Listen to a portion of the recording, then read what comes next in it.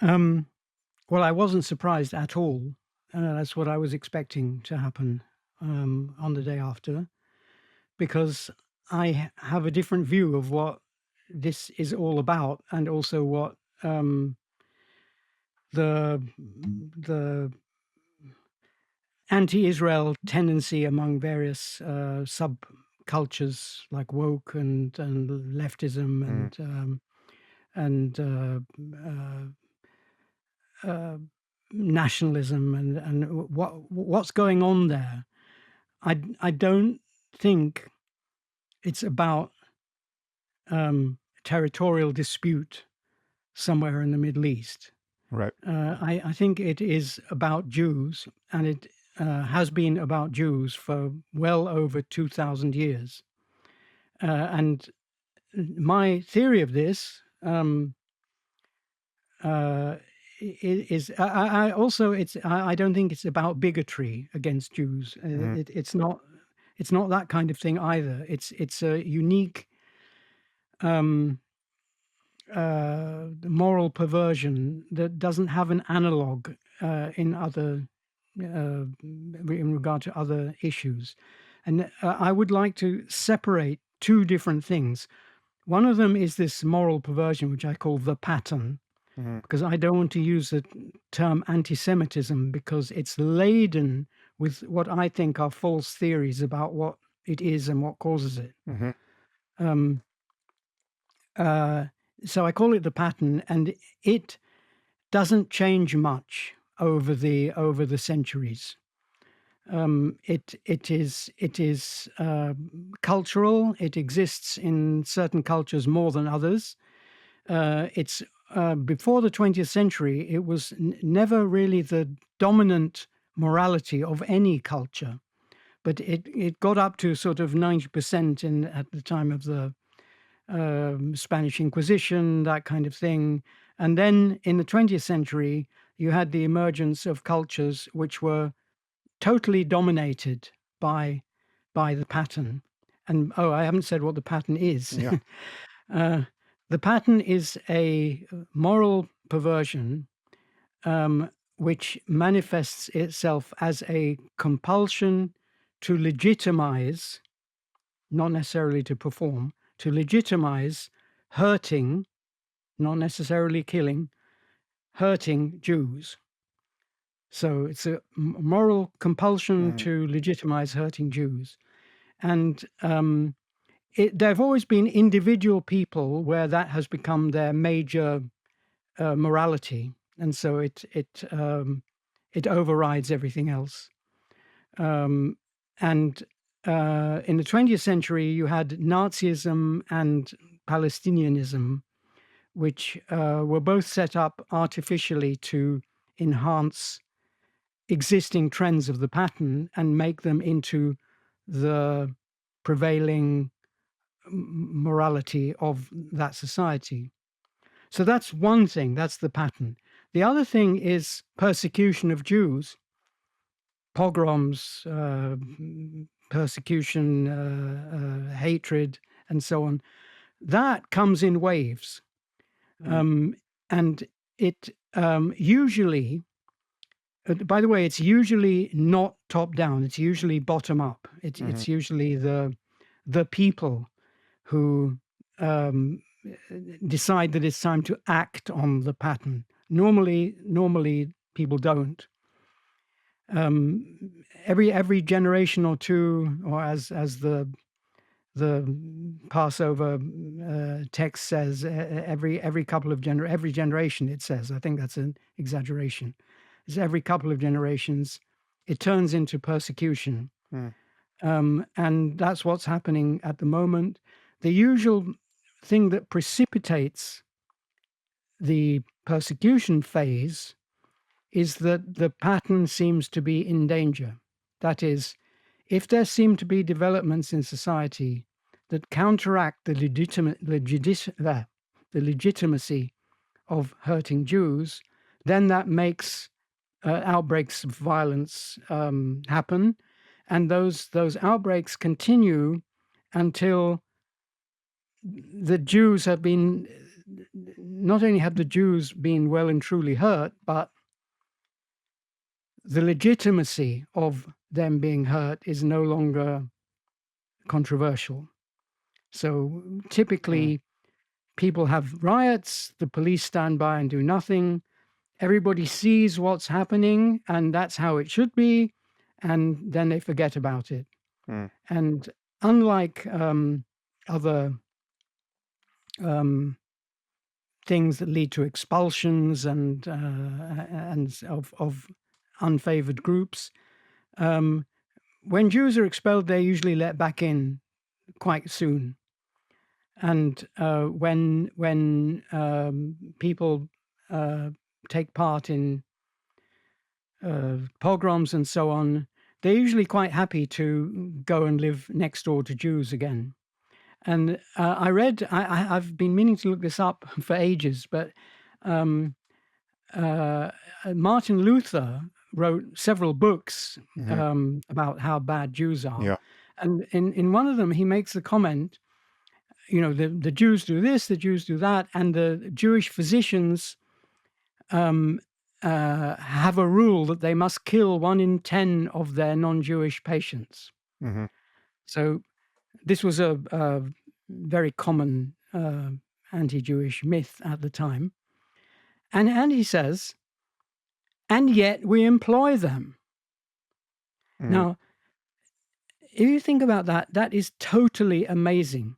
He is pointing out what he claims is a fact, what he perhaps thinks is a fact, although I think is probably the wrong thing to use when it comes to the pattern, because people are acting out, they're enunciating their morality, not what they think are facts. So he said, isn't it amazing that now it is amazing, and it shows that the whole thing is a pathology. It doesn't, it's not caused by what people say it's caused by. Or it shows that non-Jewish doctors of the time killed at least 10% of their patients inadvertently, however inadvertently. I don't think they had statistics in those days. Yeah. Okay, so what are the causes of the pattern, in your view? Unfortunately, I don't know. I know that it has existed with amazing fidelity for, as I say, some people blame the pattern on Christianity. That's totally not true. It existed well before Christianity. And all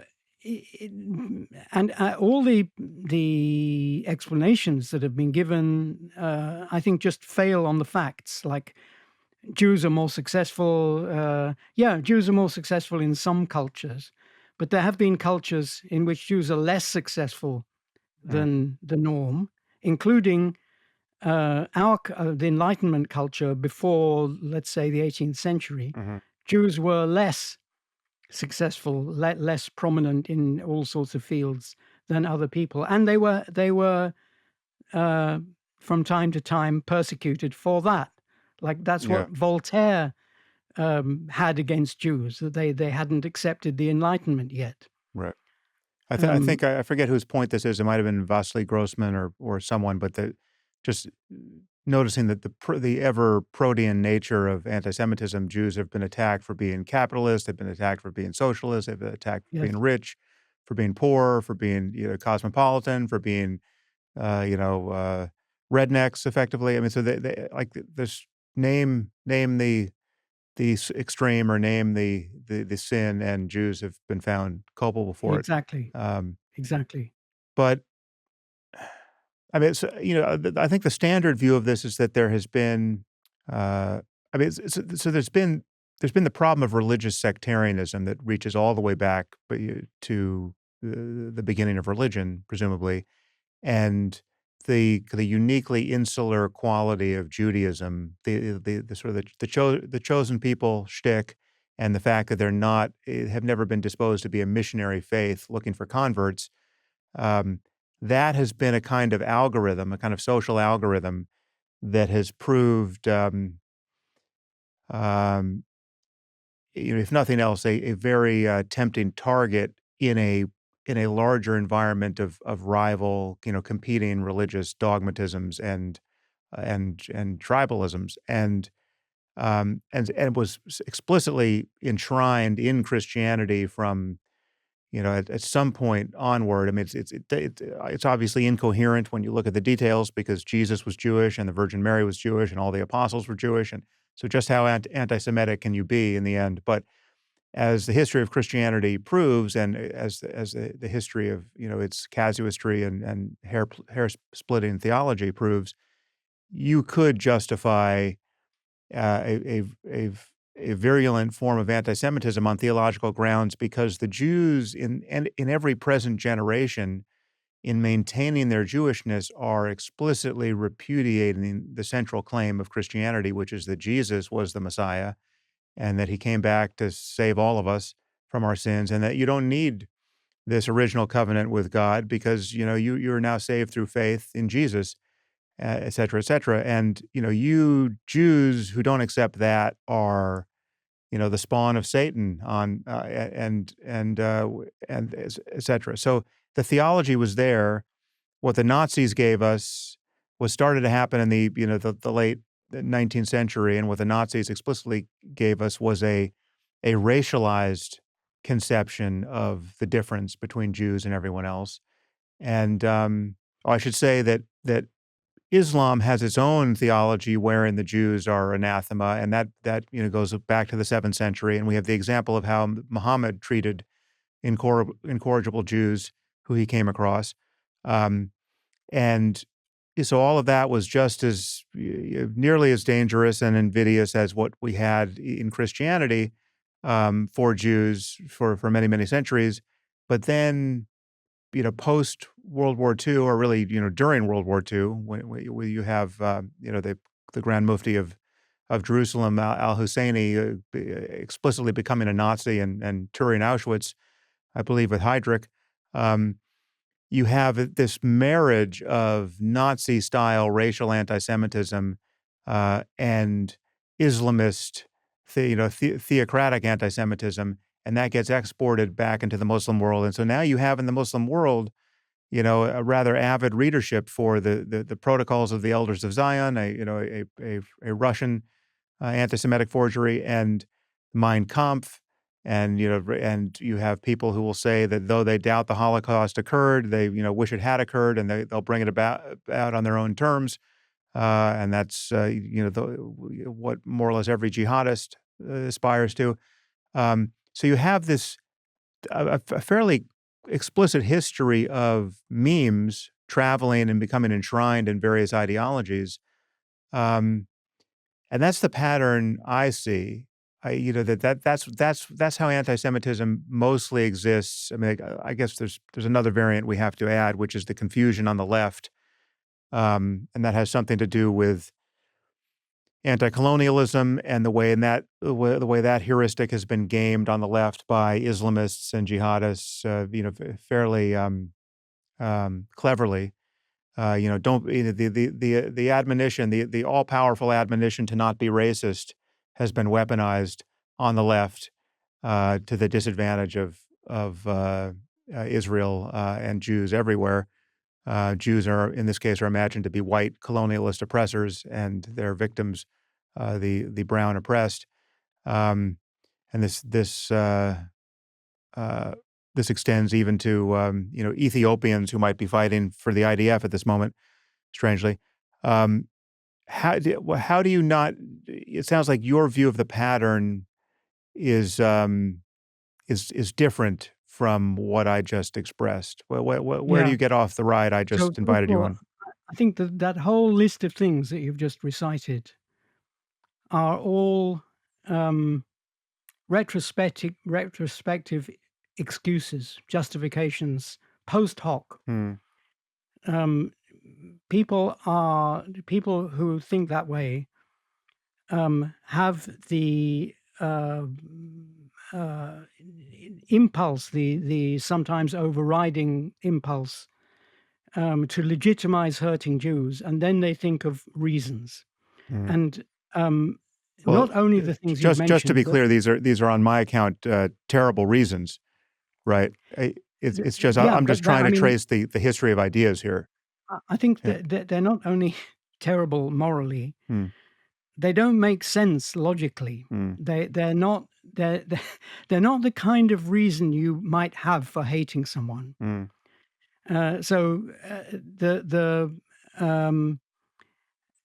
people you said, just to take an example at random that I just remember, you said people think that Jews are white and Palestinians are brown.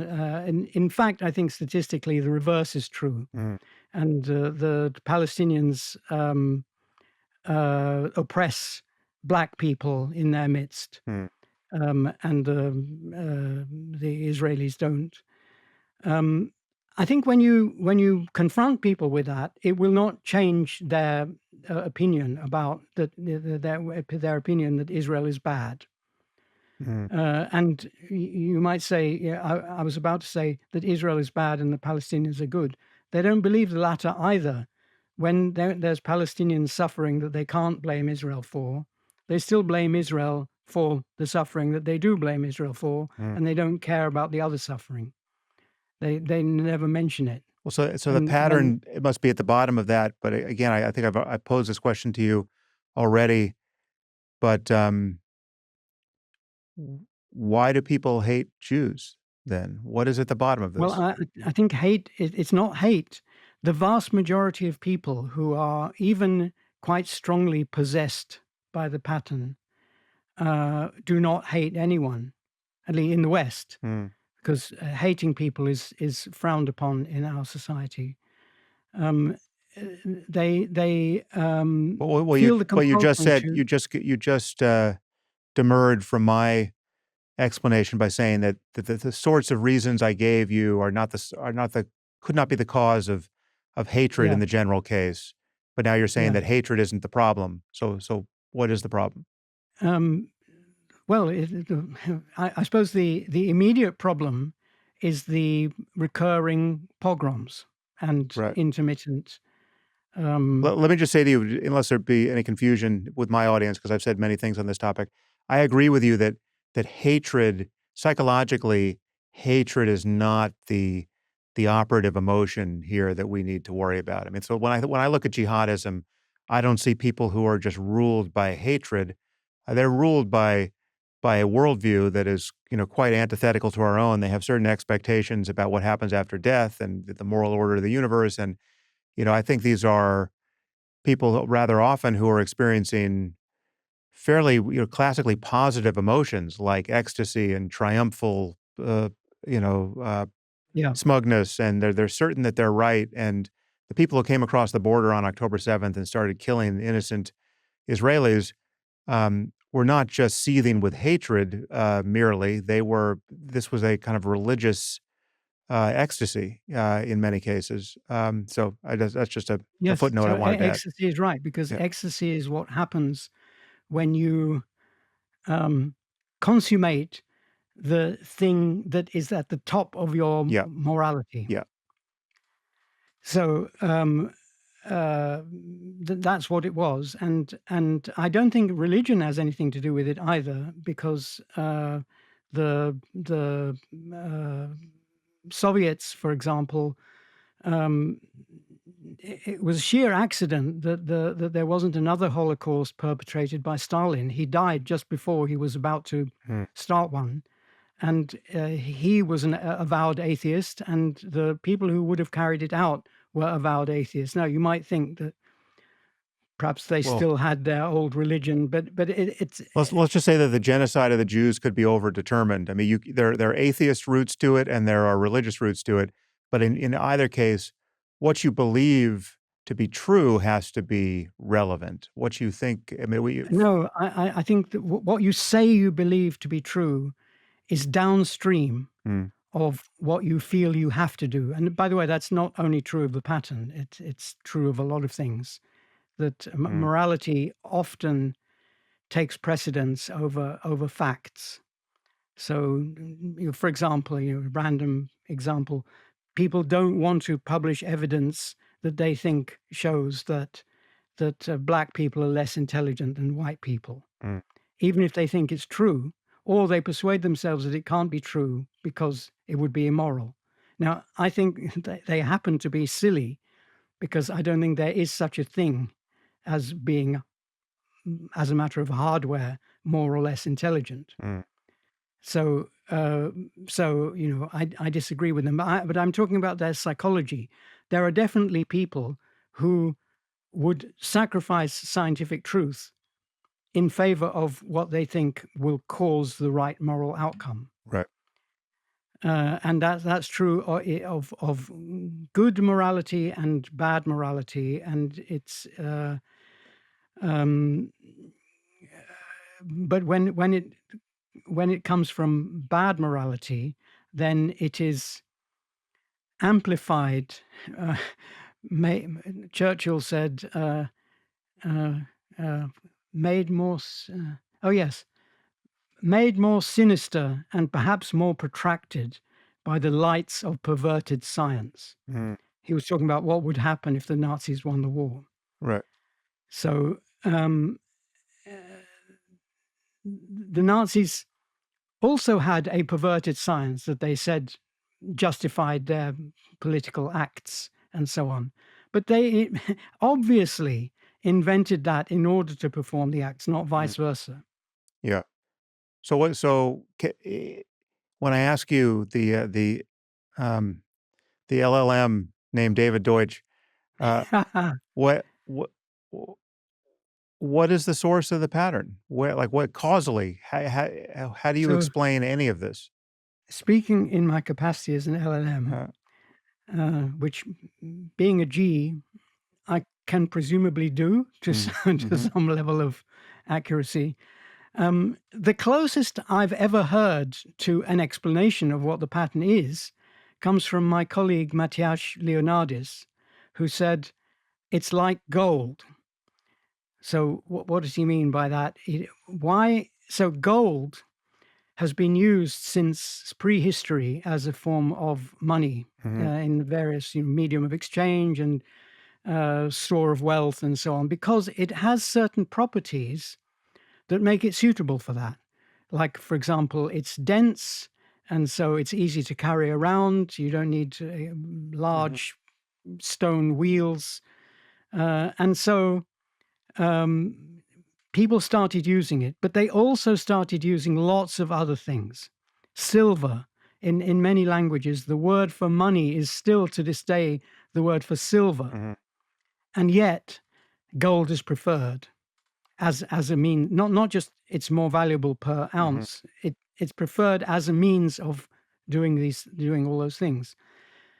Um, Once a lot of people are doing that, then when there's an emergency and you have to find a quick way of making your possessions liquid or whatever, you know that there's a history of people using gold, and that there's never been a time when people haven't used, Hmm. when you arrive somewhere and you offer them gold and they don't accept it because they don't like gold. That never happens. So it might be that once the pattern, or rather the practical manifestations of the pattern, um, become more widespread, so that there's an escape velocity Mm. after, like with gold, after which people just, it's just in the culture that when you're ready to do a certain thing, um, like Find a scapegoat for your problems, or for example, yeah. then you will use the Jews if possible, Hmm. and then you will invent the reasons. Um, Mm. Jean-Paul Sartre wrote a book about anti-Semitism in which he came up with a similar theory, though he doesn't make anything of it. He's just kind of sarcastic about it. Hmm. But he says it's a predisposition, and he gives several examples, like a woman who was very anti-Semitic, and he asked her why, and she said because um, um, the furriers are all dishonest, and they burned my furs, and they're Jews. And so Sartre asked her, well, why don't you hate foreigners? Mhm. Why do you specifically hate Jews? Mhm. And she didn't have an answer. And he gives several examples like that, Right. which all go to show that it's what he calls a predisposition. It's a predisposition to, by the way, this woman didn't go around murdering foreigners Mhm. or Jews. Right. She just liked talking about it. She liked spreading Mhm. the legitimization of hating foreigners Yeah. or legitimizing hurting them. What's the role of conspiracy thinking here? I mean, that does seem to be a generic structure to much anti-Semitism. There's a and Yes, explicit in things like the Protocols of the Elders of Zion, but there's an appetite yes. for conspiracy thinking, and that often works to the disadvantage of the Jews. So again, I think one has to think of that the other way around. So it's in the nature of the pattern that anything that gets sufficiently evil, that is, it gets sufficiently bad morally and sufficiently entrenched not to be reversible, and Mm, anything that is sufficiently evil merges with the pattern. Just like anyone who has a sufficient need to carry their money in a small box, will converge on the idea of using gold mm. if it's available.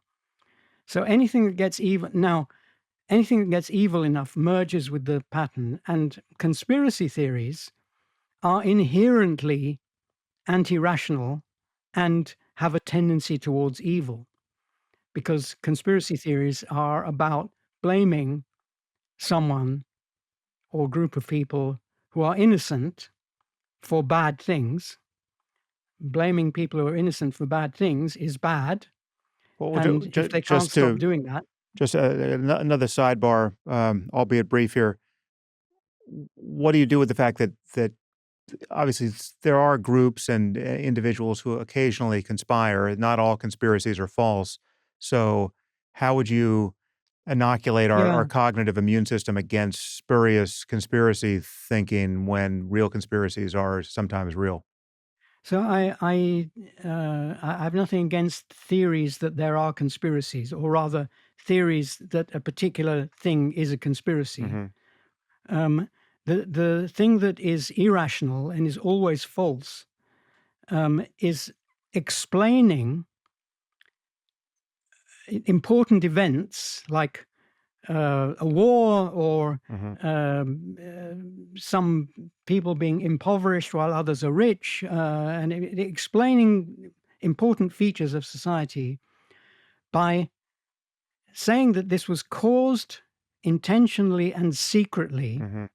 by some group, um, and who are pretending that they have the opposite intention. In other words, Hmm. they're pretending that they think that what they're doing is right and just, but in fact, it is evil, and they're acting to, for example, enrich themselves at the expense of everyone else. Well, why is that, as a matter of empirical fact or logical fact, always untrue? Oh, because as as something that might happen once, it is possible, but as something which is an explanation for something in society, it doesn't work because, for example, it's um, such a group could never propagate itself to the next generation Mm, because I once had a long argument with somebody who believed in homeopathy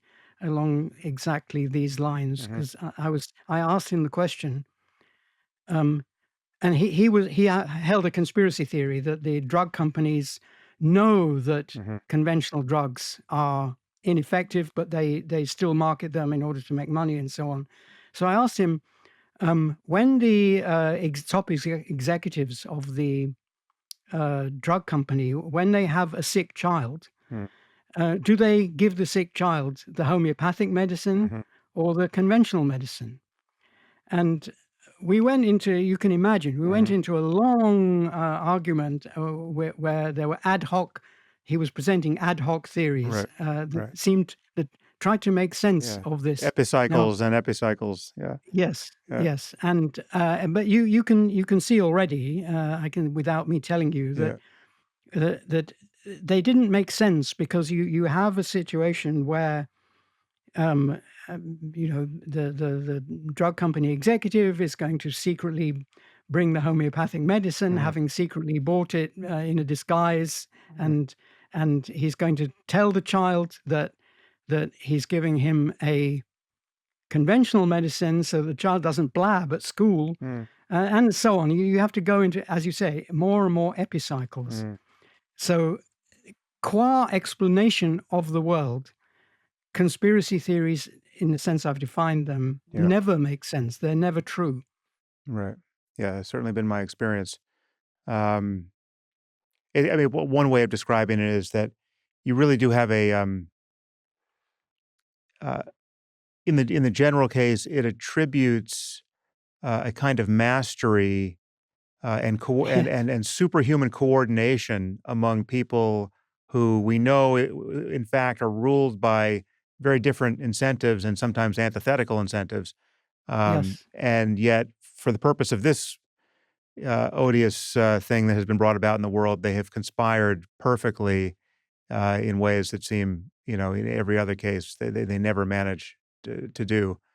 My favorite Yes. example Yes. of this is that, um, to go back to Bill Clinton's time in the Oval Office. I mean, we're asked to believe that thousands and upon thousands of people can conspire seamlessly in something like, the World Trade Center destruction.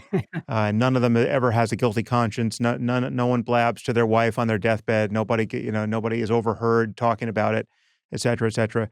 And yet, more or less contemporaneous with that, we had the president of the United States unable to keep a semen-stained dress off the evening news despite his best efforts. So, yes, there are obvious limits to people's ability to conspire when people have different life projects Yes. and different And that incentives. that is only talking about the difficulties the conspirators would have. Yeah. But even worse is the dupes that carry out their commands without knowing Mhm. what it's for. Right. Because, you could have a conspiracy, but to have a million people acting it out, knowing what it's for and not telling anybody is impossible. So they have the dupes have to think that they are acting in pursuit of the things that the conspirators claim publicly they are doing. Right. So they're claiming publicly one thing, Yeah. and they're ordering their lackeys to do a thing which secretly causes the opposite thing, Right. and so on. Yeah. So Yeah, it's yeah. it's both the lackeys and the conspirators who are doing impossible things. Right, right, right. Um, okay, David, as always when speaking to you, I become painfully aware of the limits of time because it is endlessly interesting to talk to you. I guess a final question on this point: is what is anyone to do about this problem of the pattern, and in particular, what is Israel to do about it, and what do you imagine the future of Israel will be under the current, you know, Well, as world always, I line? can't prophesy. I think, although the pattern is common in Israel, just as in all Western countries, I think it's not noticeably less. It's just that they they are faced with hard real life choices, no matter what they think is the ultimate morality of the situation. They're very few of them actually want to die. Mm, So I think, from a practical point of view, Israel is the least exposed internally to the pattern, and mm, externally they are willing to fight. The rest of the West is in trouble, um, because the it's not just the pattern; it's a whole. I think the reason the West has got itself, what's the word, gripped by the pattern is, like I said, anything that gets sufficiently evil merges with the pattern. So we mm, have had postmodernism and woke and other bad philosophies that have kind of, as Gad Saad says, parasitized, used the good-natured tolerance of the West Mm, to spread themselves, and now it's very hard to undo because there's intimidation. There's lack of freedom to discuss it openly, mm. and so on. So I think the West is in trouble. I mean, I said I wouldn't prophesy. If I had to guess, I think the West will get out of this. It has got out of much worse before. Um, but I don't see how. The only thing I would advocate is talking, and Mm, one-to-one talking, like we're doing now. After all, no one's listening, are they? mm. We're talking They to will each other, eventually. and Yeah. Yeah. um, uh, criticism, criticism, Mm. and conjecture about what exactly is going on. Do you Um, worry that some of the responses to the recent eruptions of anti-Semitism on, let's say, college campuses are so heavy-handed that they, in the end, will simply magnify uh, the reasons for the pattern? And so for instance, many people could read into um, take the local case, the pressure that the Trump administration is applying to the Ivy League at the moment, ostensibly in response to the problem of anti-Semitism. I mean, one could argue that there's other things working in the background, but from the anti-Semites' point of view, this is confirmation of the conspiracy theory that the Jews are pulling the strings of everything, and look what yeah. happens to you when you show your when you conform to the pattern of anti-Semitism. The government of the United States in this case comes crashing down on you, uh, and that's just it just confirms the fact that there's a cabal of So evil Jews controlling things. I don't think, as I said, I don't think that that sort of thing is the reason why they legitimize hurting Jews. Hmm. It was the other way round. They first wanted to, and then they have their reasons, and then of course they look around and they find other reasons. They were already going bad Hmm. um, But what could before. possibly, I mean, surely the difference between believing that the Jews control the global banking system and not believing that, right? In under conditions of, let's say, a global banking failure, or some other financial or economic catastrophe, the difference between believing one thing and believing the other will matter to millions and millions of people. So don't you think that the stature of these various conspiracy theories is something that we need to concern ourselves with? Well, because they're false, yes, But but false and because they consequent, don't cause you think they're patterns. consequentially false? There has been an attack on the Enlightenment, on Enlightenment values, ever since the Enlightenment began. Mhm, There's been a war against the Enlightenment, and it's taken many different forms, and this is just one of them. It's not the most violent, it's not the most dangerous, though, as I say, I can't prophesy, it may blow mhm, up at any moment. But I don't think the pattern is caused by the government cracking down on Harvard University, mhm, not even slightly. Nobody is persuaded to mhm, adopt the pattern by things like that, although they can be persuaded to act on it by things like that. mhm. But that's neither here nor there, because if that hadn't happened, something else would have. But you seem to be We're positing some quasi mystical crystal of animus that got distributed somehow among the various peoples of the earth, and it's immune to um, it's neither caused by ideas and their spread, or is it's neither that nor demonstrably canceled by better ideas, even though you're recommending criticism as a potential antidote. Again, I understand you're kind of agnostic or just uncertain about the cause, um, but I mean, I'm sure there are examples of individual anti-Semites being confronted with the both the kind of the moral consequences of their anti-Semitism, the false beliefs that they have used consciously to prop it up. I mean, in the extreme case, you've had the Nazis who found out that they were, Jewish, or Yes. part Jewish, right? And then the cognitive dissonance of all that had to be wrangled with.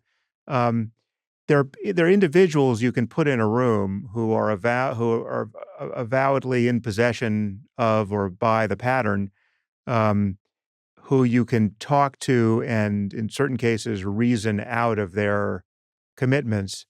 Is Yes. it is that evidence to you that conversation really is the remedy here, even though we don't know the cause? Well, it's a remedy. I mean, the whatever else the pattern is, it's part of culture. Mm, So cultures change, cultures improve. yeah.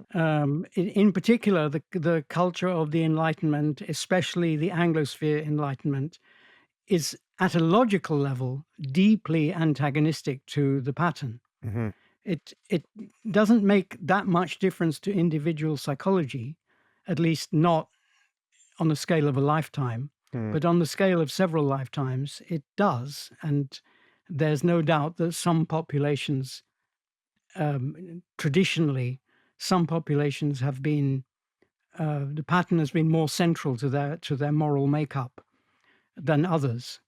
And in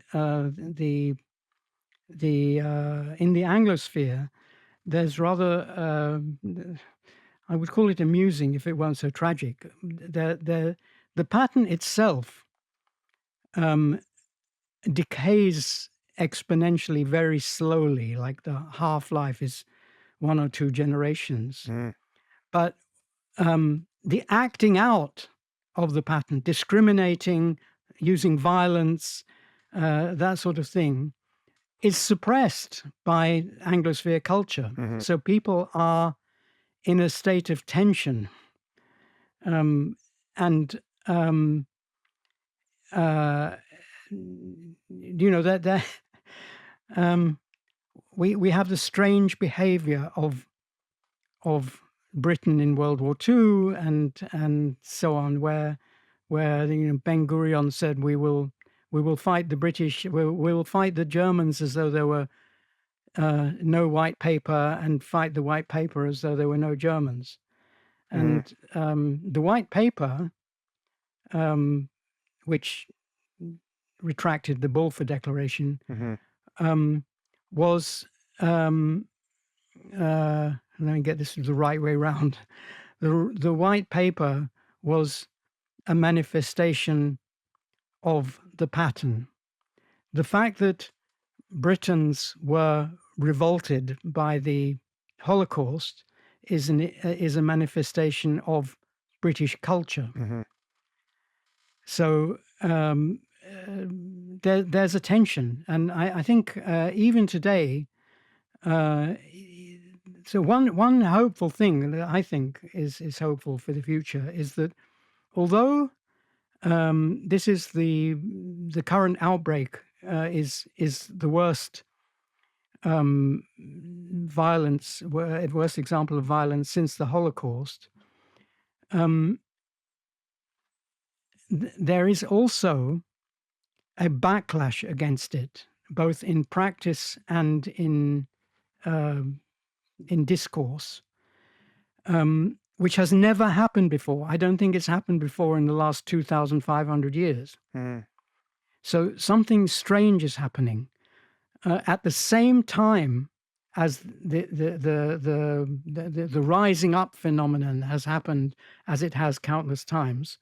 This time, the anti-rising up thing has happened, which it didn't happen during the Holocaust, didn't Mhm. happen during the pogroms. It's never happened, and now it is happening. Just to spell that out, it's happening in what sense? Just the conversations like this, criticizing Yes. Well, uh, um, or the Trump people administration's behavior toward Harvard, or like what's the yeah, rising up so that you're so there's both discourse and action, Mhm, and both discourse and action are happening in an unprecedented way against the pogrom. mhm.